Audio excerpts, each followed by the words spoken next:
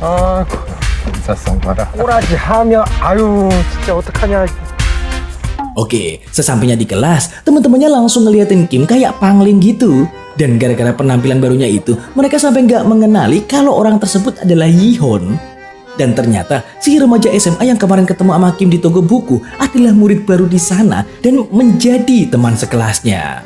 Nah, saat wali kelas mengabsen para murid satu persatu, semua murid pun langsung terkejut setelah mengetahui kalau murid asing yang sangat glowing itu ternyata adalah Yihon yang dulunya mereka anggap cupu dan udik men. Setelah sang guru pergi, Jaemin si ketua kampret preman sekolah langsung mendatangi Kim berniat untuk membulinya lagi. Namun bukannya takut, Kim malah bilang kalau dia telah menantikan momen pertemuannya dengan Jaemin sang ketua preman kampret di sekolah.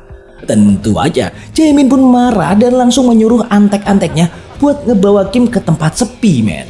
Tapi Kim malah menyuruh Jaemin dan antek-anteknya untuk segera tobat sebelum dia menghabisinya. Ngedengar perkataan itu, Jaemin pun seketika emosi dan langsung nyuruh salah satu bawahannya buat ngehajar Yihon men. Dan bisa kita tebak, Kim mampu dengan mudah mengalahkannya hingga membuat Jaemin keheranan. 새끼가. Tapi pas Kim mau ngebanting bawahan Jaemin yang gemoy, dia malah gak kuat men. Dan baru sadar kalau tubuh Yihon emang lemah kerempeng karena gak punya otot sama sekali. Karena itu Jaemin pun akhirnya bisa menghabisi Kim sampai tak sadarkan diri. 내 몸이었으면 한 주먹도 안 되는 놈인데. 손빵 날리라길래.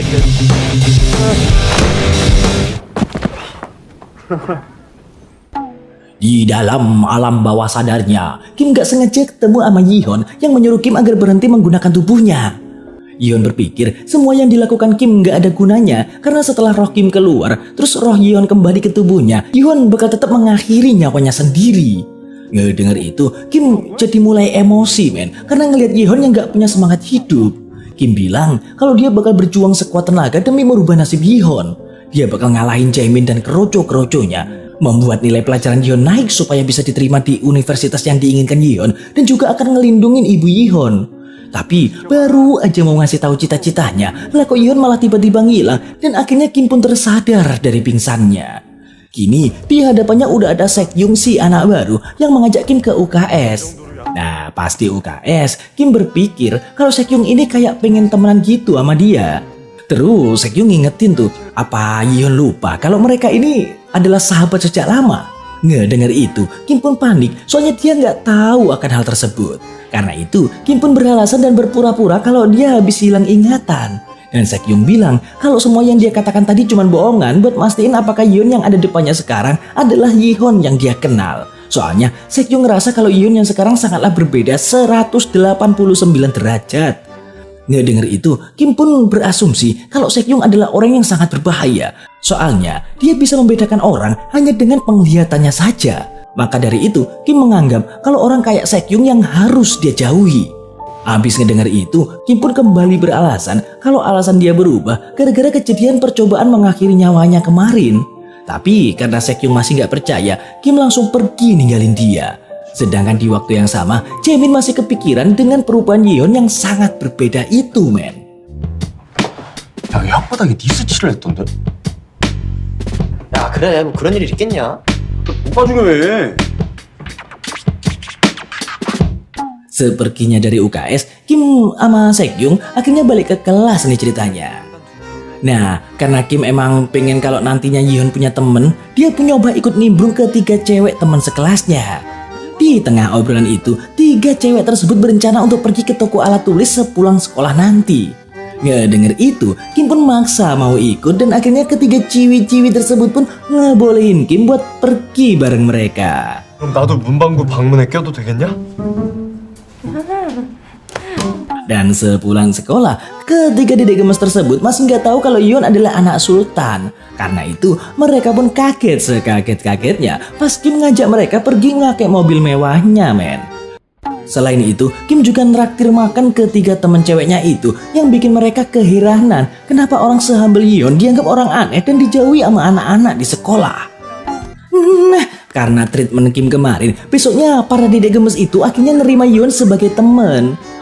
Ngelihat itu, Sekyung pun langsung ikut nimbrung karena heran dengan semua perubahan Yeon yang sangat drastis itu, men. Bahkan Yeon yang dulunya cupu dalam pelajaran olahraga kini bisa ngelakuin hal yang sangat luar biasa yang bikin sang guru olahraga juga nggak percaya dengan perubahan Yeon ini.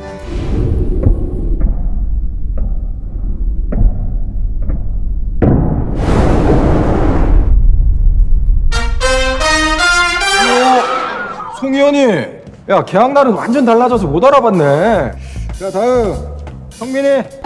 Pas kelar pelajaran olahraga, Kim sekilas ngeliat ada orang yang dia kenal yang ternyata adalah Miyung si sekretaris. Ternyata maksud kedatangan Miyung ke sekolah adalah buat ngurusin dokumen karena dia berencana memindahkan Yeon ke sekolah luar negeri, men.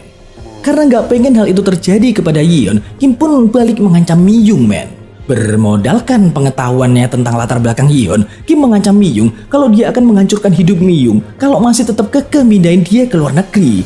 Karena bagaimanapun, meski dia hanyalah anak simpenan ayahnya, tapi tetap aja dia memiliki pengaruh yang kuat dibandingkan Miyung yang merupakan seorang sekretaris. Ngedenger itu, Miyung pun kaget sekaligus ketakutan, men, dan langsung kembali ke mobilnya. Tapi pas di dalam mobil, Miyung kayak nyuruh seseorang buat bikin si Yeon ini balik kayak dulu, yaitu menjadi seorang murid cupu. Gak lama, Kim pun balik ke kelas yang ternyata dia udah ditunggu tuh sama Sekyung yang duduk di bangkunya. Karena Kim gak mau deket-deket sama Sekyung, dia pun nanyain apa tujuan Sekyung ngedeketin dia. Sekyung beralasan kalau dia disuruh wali kelas buat ngasih pelajaran tambahan buat si Yeon. Oleh sebab itu, Kim pun jadi gak bisa ngehindar dan terpaksa nerima bimbingan belajar dari Sekyung, men. Nah, di tengah proses belajar mengajar itu, Sekyung kembali bersikap aneh dengan bilang sekarang dia yakin kalau Yeon yang berada di dekatnya bukanlah Yeon yang dia kenal. Soalnya Yeon yang dulu gak pernah berani ngelihat matanya. Mengetahui tujuan Sekyung yang cuma pengen mastiin kayak sebelumnya, Kim pun langsung pergi menemui guru konseling yang memanggilnya dan ingin menanyakan tentang universitas apa yang ingin dimasukin Yeon. Sang guru konseling juga nanyain tentang perubahan sikap Yeon, soalnya dulu Yeon selalu kelihatan murung dan gak pernah semangat ngikutin setiap mata pelajaran. Kim yang gak mau salah ngambil keputusan, dia pun meminta waktu kepada guru konseling untuk memikirkan universitas dan jurusan apa yang ingin Yeon ambil. Karena itu, pas udah di rumah, Kim kembali memikirkan Yeon dan apa alasan Yeon hingga membuatnya gak punya semangat hidup gitu. Meski Kim belum tahu jawabannya, tapi Kim meyakinkan dirinya sendiri untuk terus berjuang nyelesain masalah Yeon yang sangat kompleks itu, men.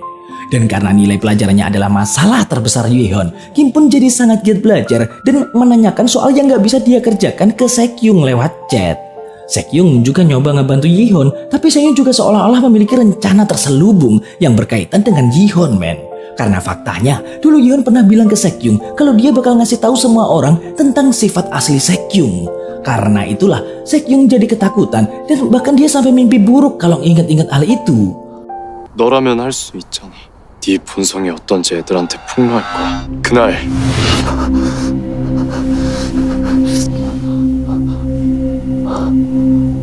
Oke, balik lagi ke Kim. Untuk merealisasikan rencana yang telah dia buat, kini Kim terus melatih tubuh Yeon supaya kuat kayak tubuh gangsternya. Sampai kemudian sebuah kejadian yang tak terduga pun terjadi, yang mana saat Kim udah selesai latihan dan sedang menikmati mandi air panas, dua orang gangster yang sok jago dateng terus bikin keributan gitu, men.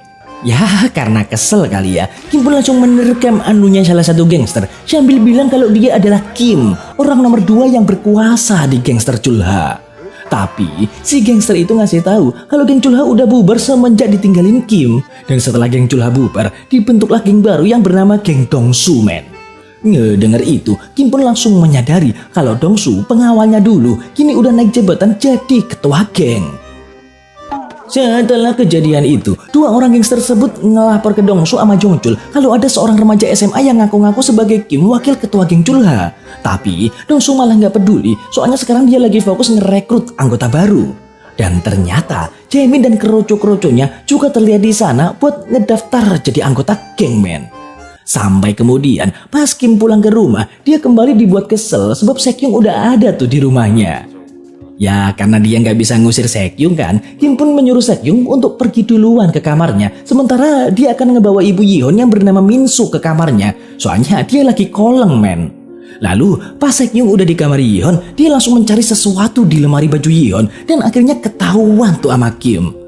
Karena cuengkelnya bukan kepalang dengan kelakuan Sekyung, akhirnya Kim pun memutuskan untuk berterus terang dengan mengaku kalau dia emanglah bukan Yihon, tapi Kim, sang wakil ketua gangster. Namun pas Kim mau ngasih tahu Sekyung semuanya, obrolan itu teralihkan oleh ibu Yihon yang tiba-tiba ngamuk gara-gara minuman yang biasa dia minum dibuang sama Kim. Di sini barulah diketahui kalau Yihon diperlakukan sangat buruk oleh ibunya sendiri, men. Karena faktanya, Minso atau ibu Yihon menganggap kalau kehadiran Yihon telah ngebikin kehidupannya hancur. Soalnya, dulu sebelum Yihon lahir, Minso adalah seorang artis yang sedang naik daun. Sampai semuanya itu pun hancur seketika ketika Yihon lahir. Kim yang ngedengar hal itu pun sedikit kaget. Lalu dia menggendong Minso kembali ke kamarnya supaya bisa istirahat. Yang tentu aja, hal itu Kim lakukan untuk menepati janjinya kepada Yihon untuk selalu ngejaga ibunya apapun yang terjadi. Sekyung yang ngeliat hal itu pun ikut terkejut, terus minta maaf ke Yihon. Sampai kemudian Sekyung diam-diam ngambil rambut Yihon sama Minso ibunya. Tapi ternyata hal itu disadari oleh Kim yang malah menantang Sekyung untuk segera membuktikan lewat tes DNA apakah dia emang Yihon atau bukan. Tentu aja hal itu bikin Sekyung heran dan bertanya-tanya karena dia yakin kalau orang yang berada di hadapannya itu bukanlah Yihon yang dia kenal dulu.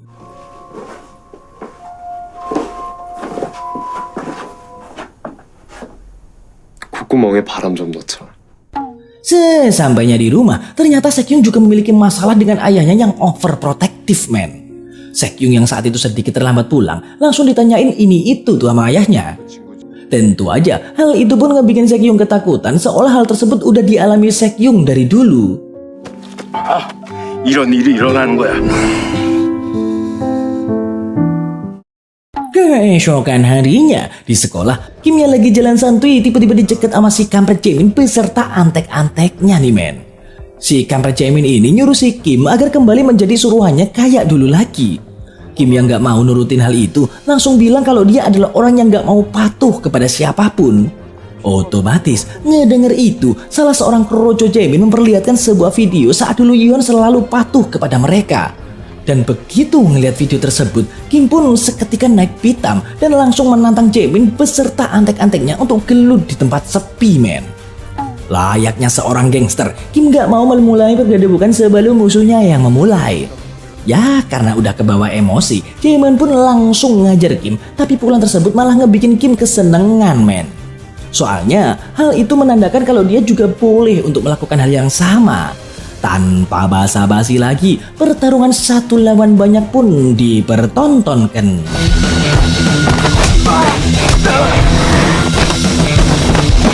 Setelah berhasil mengalahkan Jaemin dan antek-anteknya, Kim pun menghampiri Jaemin yang terlihat ketakutan, terus bilang kalau dia adalah Kim, sang gangster nomor 2 yang paling ditakuti. Sampai kemudian...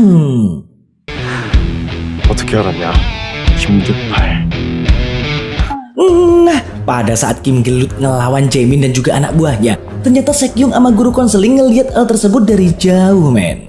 Sekyung jadi makin heran, soalnya Yihon bisa ngalahin Jaemin dan antek-anteknya sendirian.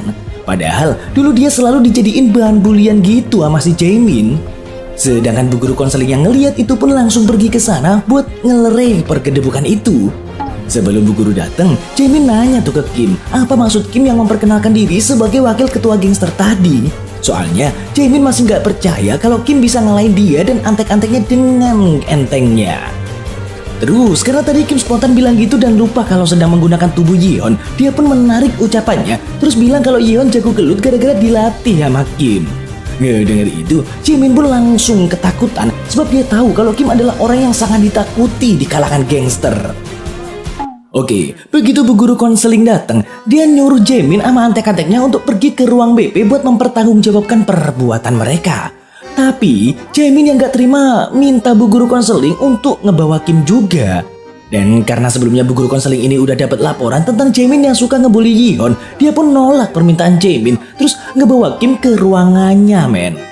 Pas udah di ruang guru konseling, Kim dan bu guru konseling mendiskusikan masalah pembulian yang dilakukan Jaemin dan antek-anteknya ke Yihon selama ini. Bu guru konseling nyaranin supaya Yihon ngajuin pernyataan tersebut ke komite pendisiplinan kekerasan sekolah. Dengan begitu, Jaemin dan antek-anteknya akan dihukum dengan dipindah paksa ke sekolah lain atau dikeluarin dari sekolah. Ngedenger itu, Kim pun akhirnya lega men. Karena langkah awal untuk membuat kehidupan Yihon lebih baik sedikit demi sedikit mulai berhasil. 집에 가서 치료받고 좀 쉬면 이 건에 대해서 제대로 결정이 날 때까지. 재민이랑 이야기를 좀 나눠봐도 되겠습니까? Tapi pas mau balik ke kelas, Kim kembali ngeliat Jaemin dan antek-anteknya yang ngebully murid cupu lain. Karena itu, Kim pun langsung ngasih tahu mereka kalau komite sekolah akan melakukan pendisiplinan untuk Jaemin dan gengnya. Dan kemungkinan terburuknya, mereka semua akan dikeluarin dari sekolah. Tapi karena Jaemin dan gengnya ini gak takut dengan hal itu, Kim pun mengurungkan niatnya. Sebab menurut Kim, hal tersebut bukanlah solusi terbaik untuk saat ini. Karena kalau Jaemin dan yang lain dikeluarin dari sekolah, hal itu juga akan menghancurkan masa depan mereka. Oleh sebab itu, Kim harus mencari solusi terbaik untuk menyelesaikan kasus ini. 내일부터 학교 꼬박꼬박 안 나오면 다트판들 각오. 알겠냐? Besoknya nih, Jaemin sama gengnya terlambat masuk kelas nih ceritanya. Ngeliat itu, Kim jadi khawatir kalau nanti nilai ujian mereka jelek gara-gara ketinggalan pelajaran gitu. Makanya, Kim pun menyuruh Jaemin untuk nggak telat masuk kelas lagi. Nah, karena sekarang Jaemin udah takut sama Yihon, dia pun langsung mengiyakan perkataan Kim itu. Dan tentu aja, hal itu membuat murid lain keheranan setelah ngelihat Jaemin tunduk di hadapan Yihon.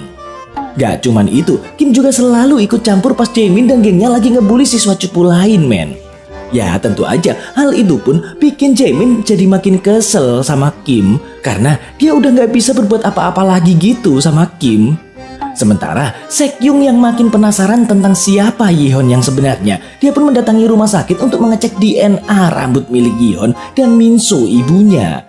Sedangkan di tempat lain, Dongsu sama Jongchul lagi mengalami krisis anggota gangster. Soalnya banyak sekali anggota geng yang meninggalkan mereka setelah Kim meninggoy, men. Sampai kemudian mereka berdua dapat kerjaan untuk menculik Minso ibunya Yihon. Menurut Dongsu, pekerjaan ini harus bisa mereka selesaikan dengan baik. Dengan begitu, mereka bakal dapat banyak cuan dan bisa bikin geng yang mereka dirikan semakin naik ke angkasa. Besoknya di sekolah, Kim bertanya ke Sekyung kenapa ayah Sekyung nelponin mulu pas mereka berdua lagi pergi ke tempat musik kemarin. Tapi karena Sekyung gak mau orang lain mengetahui tentang kelakuan ayahnya itu, dia pun gak ngejawab pertanyaan Kim, men. Dan malah langsung pergi ninggalin dia. Hal itu bikin Kim penasaran, terus dia nanya tuh ke Jaemin tentang hubungan Yihon sama Sekyung yang gak dia ketahui. Dikasih tahu deh tuh sama Jaemin. Jadi Jaemin ini nganggap Sekyung aneh karena Sekyung ngelaporin tindakan pembuliannya yang dilakukan ke Yihon. Nah, yang ngebikin aneh lagi, Sekyung juga gak bertindak apa-apa saat semua orang menuduh Yihon sebagai seorang penguntit. Ngedenger itu, Kim pun jadi sedikit heran, men. Apa sih yang sebenarnya terjadi di antara Yihon sama Sekyung? Karena itu, Kim bertanya ke Jaemin tentang latar belakang keluarga Sekyung. Dan didapatkanlah informasi bahwa sebenarnya Sekyung adalah orang terpandang karena ayahnya adalah seorang ketua jaksa dan ibunya adalah CEO sebuah mall besar, men. Oleh sebab itu, Sekyung jadi orang paling populer di sekolah dan dijuluki sebagai siswa terbaik karena selalu mendapatkan nilai paling tinggi. Mengetahui hal tersebut, Kim jadi makin penasaran tentang hubungan yang terjadi antara Yihon dan Sekyung di masa lalu. Dan atas dasar itulah, Kim terus memperhatikan Sekyung hingga akhirnya dia mendapat masalah lain, men. Yang mana pas hasil ujian matematikanya keluar, ternyata Kim dapat nilai yang hancur parah.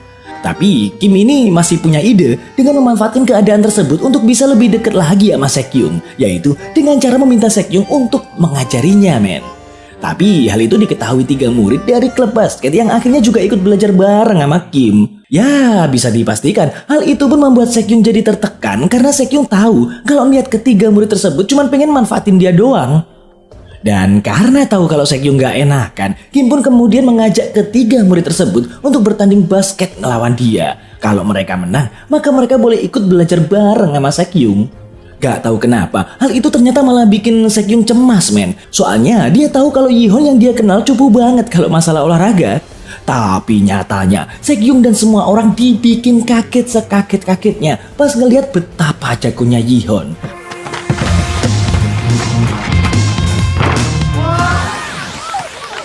Nah, Pas lagi enak-enaknya ngelihat pertandingan basket, Sekyung lah kok dapat telepon dari rumah sakit yang mengabarkan tentang hasil tes DNA kemarin.